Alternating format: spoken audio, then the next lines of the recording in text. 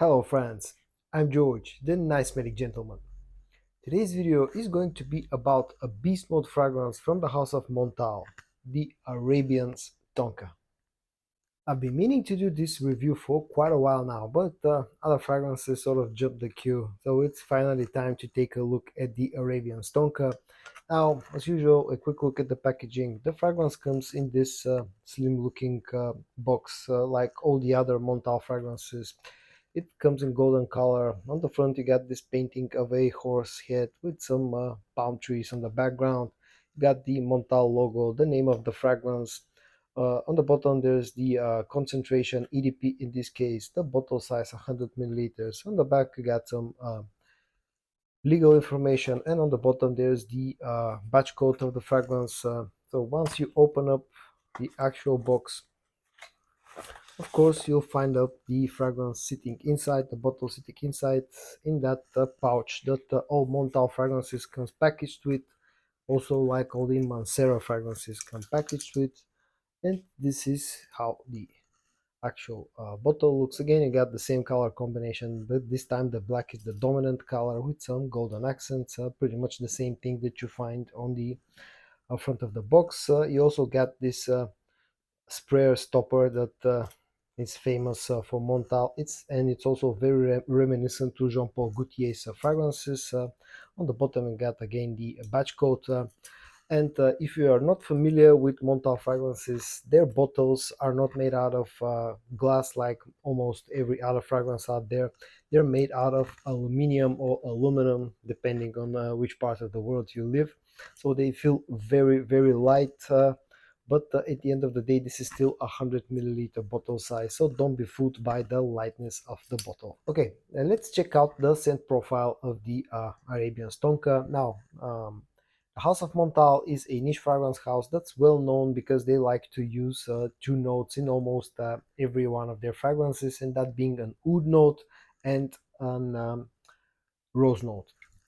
And the Arabian Tonka makes no difference. Now, the official note breakdown of this fragrance has the following notes. The top notes are saffron and bergamot, the middle notes are agar, oud, and rose, and the base notes are sugar, tonka bean, amber, musk, and oak moss. Now, I don't pick up much of a bergamot in the opening of this fragrance, but definitely the opening is quite spicy and the saffron note is very prominent. And also immediately after I spray the Arabian Tonka, I pick up a bit of that oud note, that agar oud note, and a lot of the sweetness from the tonka bean and the amber. Once you get to the mid dry down, the agar oud takes more of a front seat, and the rose note starts to show itself up. The that spiciness from the saffron note starts to disappear gradually, and then on the deep dry down, you're left with that medicinal agar oud note and the sweetness from the sugar, the tonka bean, and the amber. I don't pick up much of musky notes on the dry down or oak moss as well. This fragrance is super sweet. You really need to like sweet fragrances in order to like the Arabian Tonka. The performance of the Arabian Tonka, like with almost every other Montale fragrance, is absolutely fantastic. This is a beast mode of a fragrance without any doubt.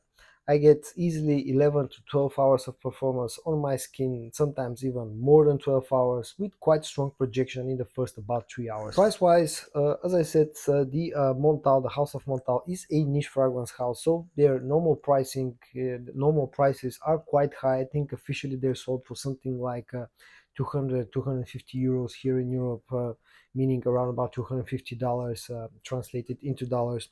But if you look at discounters, you'll probably be able to find a pretty good deal that's at least $50 to $100 lower than the official pricing. So for what you get in return, the interesting scent profile and the great performance, and the fact that at the end of the day you're buying a niche fragrance, I think that the pricing of the Montale and the Arabian Tonka is quite good. Versatility wise, the Arabian Tonka is a fragrance that's strictly orientated towards cold weather usage, meaning the best time to use this is late fall, winter, and let's say early spring. Once temperature starts to go a little bit high, I think this will simply be too clone because how sweet it is. So we have to use this one in cold weather only. and it's also more orientated towards nighttime usage because of how sweet it is.